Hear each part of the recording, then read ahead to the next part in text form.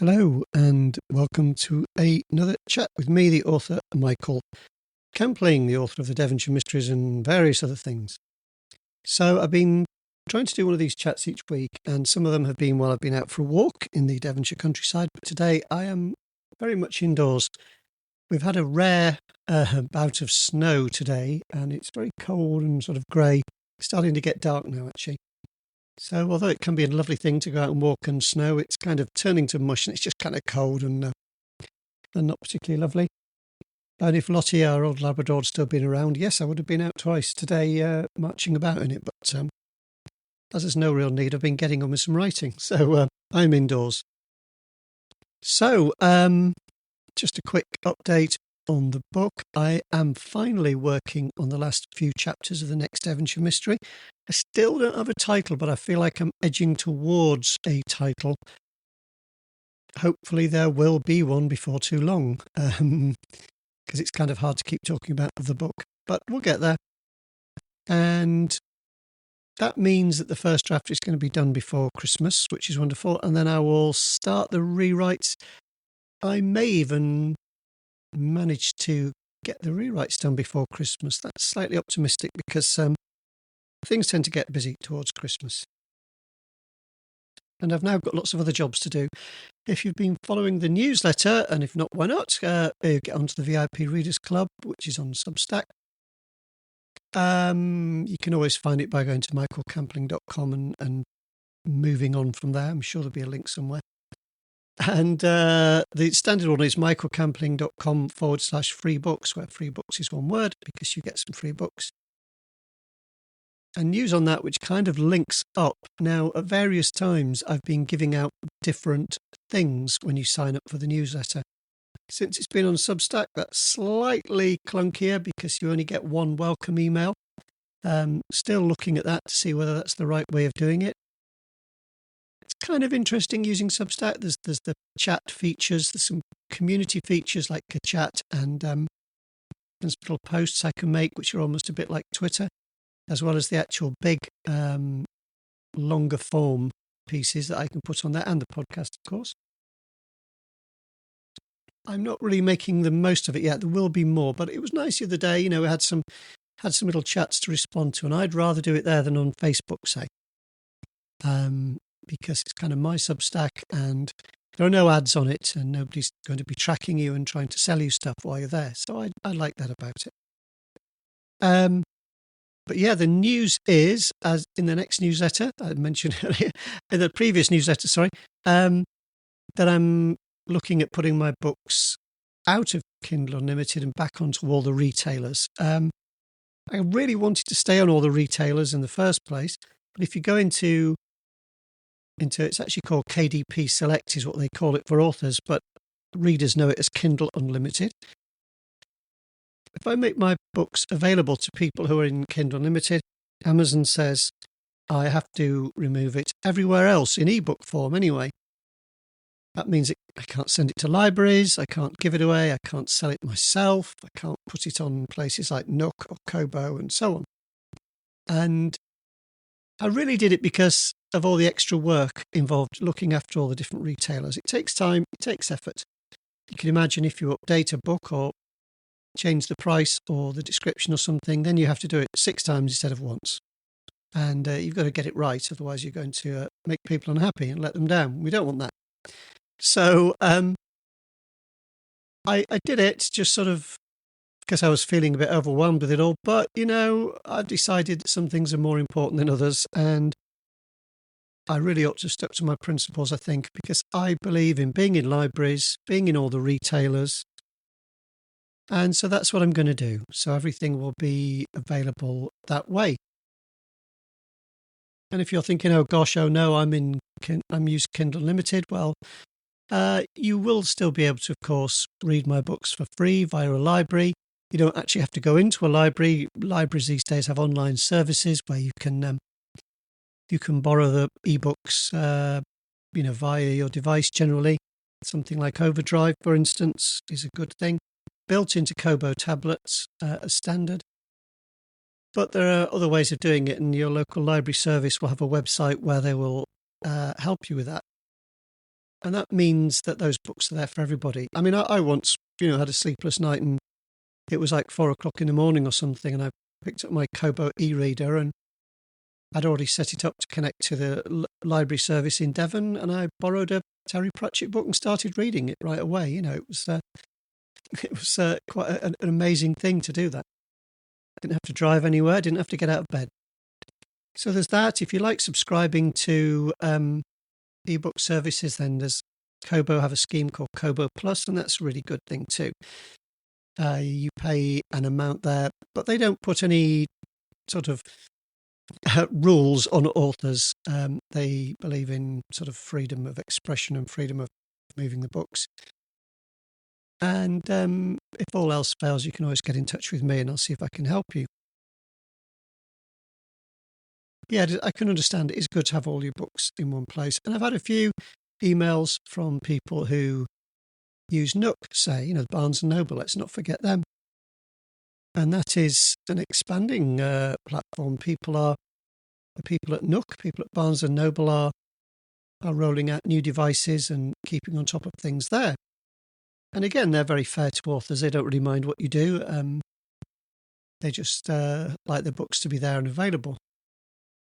So, yeah, it's nice to have had a bit of positive feedback from people. And that will take me a bit of work to get them all back up there. They will happen on different days because Amazon had a 90-day term and the books didn't all go into the Kindle Unlimited scheme at the same time. So it means they won't all quite come out at the same time. There'll be, a week or so difference in them. And I'll just have to sort of work through them all, put them all back and make sure the links and everything work. It's a bit of a headache, but, of my own making perhaps. And, I hope that works out to sort of help more readers. I believe in kind of serving my readers. That's what I'm here for. So, I think reaching more people is better than reaching fewer people. And, I don't think, as one reader said to me, they said to me a message that said, it was actually on the chat on Substack. They said, monopolies never favour the small independent person. I'm a one-man band here, and I was going to get squashed at some point under the steamroller of Amazon's mighty money-making machine, I guess. And it works fine for a lot of authors and for a lot of readers. I'm not saying anything against anybody. It just doesn't really fit in with my values and principles, and that's something I couldn't kind of square that circle. So that's kind of a big development. It's important for the new book, of course. That'll be going on to all the retailers when it comes out. It's kind of good to get to the end of it, just to sort of let you know into how I feel about that. When you're writing a book, it has ups and downs because there's the excitement when you start. There's the kind of middle where you kind of feel like you're plugging away at it actually, and you change your mind about things and you have to go back and correct things. And some days go faster than others, to be honest. Some days the whole scene, the interaction of a bunch of characters in a place will kind of unroll in your mind, almost like watching a movie for me. And once I get that started and the flow of the conversation happens, then with some adjustments as I go, because I have a kind of few rules I like to work by, it flows quickly. Having mentioned that, maybe I should go into that, but I don't want to ramble on for too long. So perhaps next week, I'll let you know some of my kind of rules that I like to think about. Not exactly hard and fast rules, but again, kind of principles in what I do.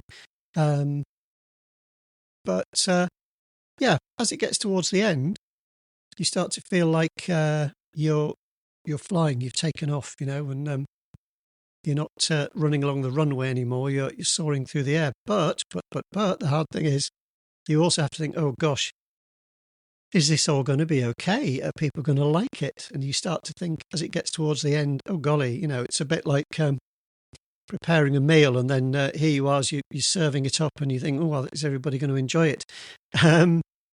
Very much like that kind of feeling. And it's easy to look back and think, oh, well, maybe I missed this, or I didn't do that, or that's partly what the rewrites are about, to be honest. I know now, I've had enough experience, I've put out enough books to know that, yeah, don't get too depressed about it and think, oh no, it's all terrible. Just push those thoughts aside, carry on. When I get into the rewrite, if I'm really getting into it and enjoying it and thinking, oh, this is fun, if I enjoy rereading it, bearing in mind that I kind of know, what happens and what it's all about, then hopefully you will too. And if there's something that annoys me as I go through and I think, well, that's a bit dull or a bit pointless or something, or he wouldn't say that, it's usually what it comes down to. That character wouldn't do that. That character wouldn't say that. Then those just go. It's easier to change something than it is to come up with it in the first place, I tend to find. So yeah, it's a lot of work to rewrite a book, but at the same time, you have kind of done the groundwork, hopefully, and then it becomes not exactly a walk in the park, but it becomes, and I can't quite think of the right metaphor for it. That's no good, is it? A writer who can't think of a metaphor. It becomes an effort of kind of building on what has gone before. So it's not like you're building the wall, you're kind of, repairing the cracks. And hopefully you don't have to knock the whole thing down and start again. You're just a question of going along and adding a little bit more cement here and there, perhaps fill in the bits you missed. Don't know what kind of builder misses out cement as he goes, but anyway, I think you probably get the gist of what I mean. So yeah, that's where we're at. I've had a few little nice emails from people, which I thought I'd try and get back into the routine of looking at those and seeing what I can do. So a nice quote from Donna, who says, I like it when people send me quotes because I can use them in the newsletter. I store them up, and on the day I tend to just pluck one that inspires me on the day. So Donna says, either write something worth reading or do something worth writing. I think it was about, wasn't it? Worth writing about Benjamin Franklin. Interesting character. And also another one from Donna that people often send to or so. That's fine. It says, you can never get a cup of tea large enough or a book long enough to suit me. That's C.S. Lewis, which again is a lovely one. I really like that, actually. I can see myself doing that. Somebody who likes cups of tea and books, that's perfect for me. Let's have a look. Oh, this is another one of these Nook ones. And a quote from Cher, I believe. Sometimes the names show up incorrectly on emails. And yeah, that's somebody. Cher is saying that she's really pleased they're not going to be on Kindle Unlimited because the ones she owns are currently on Nook, and it's good to have them in place, especially for the same series. And this is quite a long quote she sent in, which is harder to read on my phone, which is what I'm trying to do. I'll give you the first bit. It says, writing and reading decrease our sense of isolation. They deepen and widen and expand our sense of life. They feed the soul. Yeah, I really like that. That is apparently from Anne Lamott, author of Bird by Bird. I'll have to look it up. I always look up the quotes before I put them in the newsletter, partly to make sure I have got them right. And this is one from Terry, who said, thank you for reconsidering your position related to Amazon. And again, she said, I love my Nook and have several of your books in my own library. And yeah, she also mentions that she's visited a public library and was so happy to see how busy they were and the large numbers of mums with the little ones. She also mentions that she was so happy to see how busy they were and the large numbers of mums with the little ones heading into the children's Nook in the library. Yeah, that's something I find when I go into a modern library. I used to go to quite an old-fashioned dusty one when I was a youngster, and I put a photo of the building that used to be the library. It's now above a shop. There's a shop underneath, and then there's just, I don't think there's anything upstairs. Probably storeroom or something. But I loved it at the time. And it was very old-fashioned, kind of, hard wooden flooring, quite austere sort of shelves. And now you go into a modern library, and they're big and bright and vibrant. There's lots of colours, there's computers, there's kids in one corner playing with some toys or something, others sitting around reading books with parents. It's they're quite fun things, and really very community driven. A lot of the local libraries, because of cuts in funding, sadly, are more like voluntary organisations with loads of lovely volunteers who go in and help. And I tried working in one in a nearby little town, and it was great because everybody who came in obviously was known to the librarians, and they were having a good old chat, and it's becoming like a lovely way for people to get out and talk to people rather than sitting at home and being isolated. But it wasn't such a great space for writing. But I didn't mind. I don't mind a bit of chatter. But I just thought it was lovely to see people of all ages coming and going and having a chat, borrowing a book, enjoying that shared experience. And I think that's kind of about it, actually, for mentioning there. Yeah, those are the ones I'm going to mention. Sometimes there are other emails, but are more personal, and I don't want to sort of, break anybody's sense of confidentiality, so I don't read out every single one. It's nice. I will try and also write replies to those people very soon. That's probably about up to time for this, I think. I don't want to make these too long for you. Really just to let you know what's happening in the world of the Devonshire Mysteries and other things. I think the first books that will be going up onto the stores won't be Devonshire Mysteries. They've got a little while to go yet, but there will be my science fiction comedy series, which some people love, but I find a lot of people didn't find it.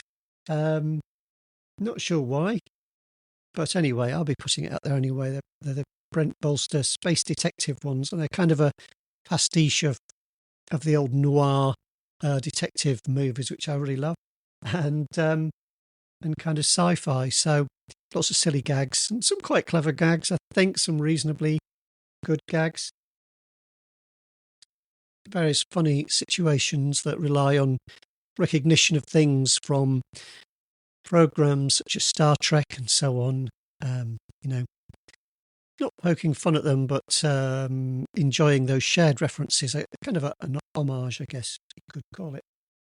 All those things make for great references. If you imagine a sort of a bit like Galaxy Quest, if you've seen that, that's kind of a very affectionate pastiche of Star Trek, isn't it? It's that kind of tone, but a bit of a mixture of Blade Runner meets Galaxy Quest is what I like to think of it as. So some silliness, but also some quite exciting stories in there as well. Several storylines going at once in those books, which I always seem to end up doing, because I can't just write simple, straightforward stories. I like to give people something to think about and get their teeth into. Okay, I think I will wrap that up for today. Thank you very much for taking the time to listen to this, those select band of you who listen. Thanks to people who've emailed, sent quotes and so on, people who've sent me a mug of tea via coffee.com. I'm still keeping that there. And I'll try to get back to you next week with some of my sort of principles about writing, if I can work out what they are, because some things become like a habit after a while. But I'll talk about that another time. All right, look after yourselves, and if it's winter where you are, keep warm. If it's summer where you are, keep cool. Take care and happy reading. Bye.